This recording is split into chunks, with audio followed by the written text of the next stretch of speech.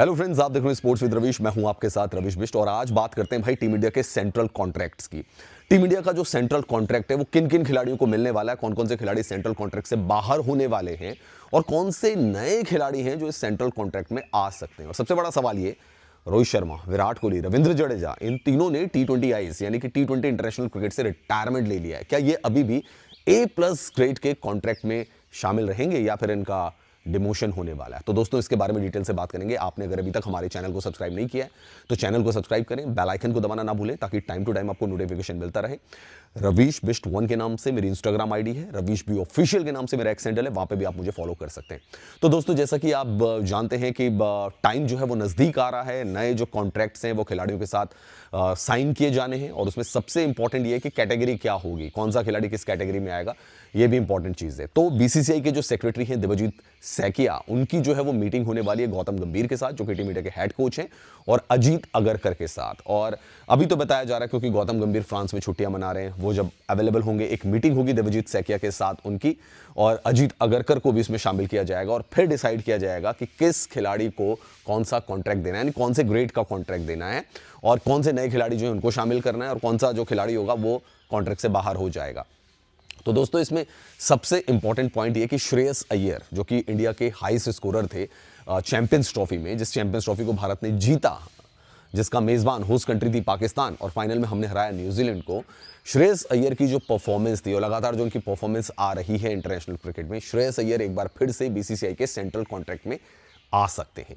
और वो इसलिए हो रहा है क्योंकि दोस्तों पिछली बार क्या हुआ था कि जब वो सेंट्रल कॉन्ट्रैक्ट में थे उसके बाद जब एक मैंडेटरी लाया गया था कि डोमेस्टिक क्रिकेट खेलनी होगी अगर आप टीम इंडिया में शामिल नहीं हैं, तो श्रेयस अय्यर और ईशान किशन इन दोनों ने डोमेस्टिक क्रिकेट नहीं खेली थी और वो थोड़ा इनके एंटी चला गया था, जिसके बाद श्रेयस अय्यर की तो दोस्तों वापसी हो गई भारतीय क्रिकेट टीम में, लेकिन ईशान किशन की अभी भी भारतीय क्रिकेट टीम में वापसी नहीं हो पाई है। तो श्रेयस अय्यर के बारे में दोस्तों खबर आ रही है कि उनको सेंट्रल कॉन्ट्रैक्ट बीसीसीआई की तरफ से मिलने वाला है। काफी पहले से भी ये खबर आ रही थी बट अब ऑलमोस्ट कंफर्म मान के चलिए कि श्रेयस अय्यर को कॉन्ट्रैक्ट मिलने वाला है। ईशान किशन हालांकि अभी भी उस दायरे में नहीं आए हैं, तो ईशान किशन को अभी फिलहाल कॉन्ट्रैक्ट नहीं मिलने वाला है क्योंकि वैसे भी वो टीम इंडिया में भी शामिल नहीं है।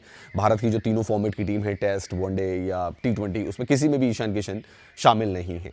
तो ईशान किशन को फिलहाल कॉन्ट्रैक्ट नहीं मिलेगा। श्रेयस अय्यर की वापसी होने वाली है सेंट्रल कॉन्ट्रैक्ट में। अब बड़ा सवाल यह है कि रोहित शर्मा, विराट कोहली एंड रविंद्र जडेजा जिन्होंने T20 आई से रिटायरमेंट ले लिया है, क्या ये खिलाड़ी A+ ग्रेड के कॉन्ट्रैक्ट में शामिल रहेंगे जो कि सबसे बड़ा कॉन्ट्रैक्ट है? तो खबर ये आ रही है दोस्तों कि हाँ, इन तीनों को फिलहाल A+ ग्रेड के कॉन्ट्रैक्ट में ही रखा जाएगा। इनका कोई डिमोशन नहीं होने वाला है, ये कोई A ग्रेड में नहीं जाने वाले हैं। ये तीनों के तीनों जो खिलाड़ी हैं ये A+ ग्रेड के कॉन्ट्रैक्ट में ही रहेंगे अलॉन्ग विद जसप्रीत बुमराह। जी बिल्कुल, ये 4 खिलाड़ी आपको A+ ग्रेड के कॉन्ट्रैक्ट में ही नजर आएंगे। अब जसप्रीत बुमराह तो ऑल 3 फॉर्मेट खेलते हैं दोस्तों, लेकिन जैसा मैंने कहा कि रोहित शर्मा, विराट कोहली और रविंद्र जडेजा जिन्होंने T20 वर्ल्ड कप की विक्ट्री के बाद रिटायरमेंट अनाउंस कर दी थी T20 इंटरनेशनल से, फिलहाल उनको रखा जाएगा A+ ग्रेड के कॉन्ट्रैक्ट में। तो मुझे लगता है सही भी है क्योंकि स्टेचर बहुत बड़ा है इन खिलाड़ियों का। रोहित शर्मा की बात की जाए तो भाई आपको 2-2 आईसीसी के टूर्नामेंट उन्होंने जिता दिए 9 महीने में। विराट कोहली का एक इमेंस कॉन्ट्रीब्यूशन रहा है, रविंद्र जडेजा भी एक यूटिलिटी प्लेयर रहे हैं। तो मुझे लगता है कि ठीक है, A+ ग्रेड का कॉन्ट्रैक्ट चाहे सम्मान के लिए ही, चाहे रेपुटेशन पे ही, जो भी हो, लेकिन इनका बना रहना चाहिए। टॉप ग्रेड क्रिकेटर रहे इंडिया के लिए, तो A+ ग्रेड का कॉन्ट्रैक्ट इनका रहना चाहिए।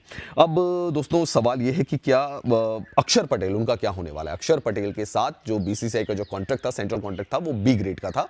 अक्षर पटेल का प्रमोशन होने वाला है, वो A ग्रेड कॉन्ट्रैक्ट में जाने वाले हैं। आप जैसा जानते भी हैं कि उनको हाल ही में जो T20 की टीम थी उसमें वाइस कैप्टन भी बनाया गया था और जो परफॉर्मेंस रही है, अगर आप श्रेयस अय्यर की अक्षर पटेल की अगर आप परफॉर्मेंस की बात करें दोस्तों, जो अक्षर पटेल की परफॉर्मेंस रही है हाल फिलहाल में, चाहे चैंपियंस ट्रॉफी की बात कर लें, चाहे T20 वर्ल्ड कप की बात कर लें, अक्षर पटेल ने बैट से भी कंट्रीब्यूट किया है, बॉल से भी कंट्रीब्यूट किया है।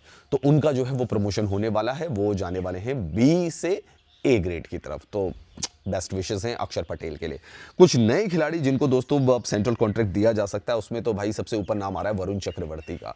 जो परफॉर्मेंस वरुण चक्रवर्ती की रही है जब से उन्होंने कम बैक किया है, चाहे इंग्लैंड के खिलाफ आप T20 आईज एंड उसके बाद वनडे सीरीज देख लें या उसके बाद चैंपियंस ट्रॉफी में उनकी परफॉर्मेंस देख लें वरुण चक्रवर्ती की, तो वरुण चक्रवर्ती को बीसीसीआई का सेंट्रल कॉन्ट्रैक्ट मिलने वाला है। इसके अलावा एक और नेम जो इसमें रहेगा वो रहेगा नीतीश कुमार रेड्डी का। दोस्तों नीतीश कुमार रेड्डी ने मेलबर्न में शतक लगाया था, एक ऑलराउंडर ऑलराउंडर की तरह टीम इंडिया उनको देख रही है और फ्यूचर में देख रही है कि आगे जाकर मतलब एक और यूजफुल ऑलराउंडर साबित होंगे, जैसे कि हार्दिक पांड्या है। तो नीतीश कुमार रेड्डी को भी बीसीसीआई के सेंट्रल कॉन्ट्रैक्ट में इंक्लूड किया जाएगा। कौन सा ग्रेड होगा, कौन सी कैटेगरी होगी, ये अभी नहीं है, लेकिन उनको जरूर इंक्लूड किया जाएगा। इसके अलावा दोस्तों अभिषेक शर्मा, भाई क्या परफॉर्मेंस उनकी इंग्लैंड के खिलाफ अपनी सीरीज में देखी होगी और एक बहुत आला दर्जे का उनको ओपनर माना जा रहा है, एक अटैकिंग विस्फोटक डायनेमिक ओपनर उनको माना जा रहा है अभिषेक शर्मा का, तो उनको भी जो है वो कॉन्ट्रैक्ट में शामिल किया जाएगा। तो ये कुछ इंपॉर्टेंट इंफॉर्मेशन थी दोस्तों जो कि बीसीसीआई के सेंट्रल कॉन्ट्रैक्ट के बारे में मैं आपको दे रहा था। आपको क्या लगता है, आपकी क्या ओपिनियन है बीसीसीआई के सेंट्रल कॉन्ट्रैक्ट को लेकर? और ये जल्द ही जो है दोस्तों इन पे सिग्नेचर भी करवा लिए जाएंगे। बस एक बार गौतम गंभीर, अजीत अगरकर, देवजीत सैकिया, ये तीनों एक टेबल पर बैठेंगे।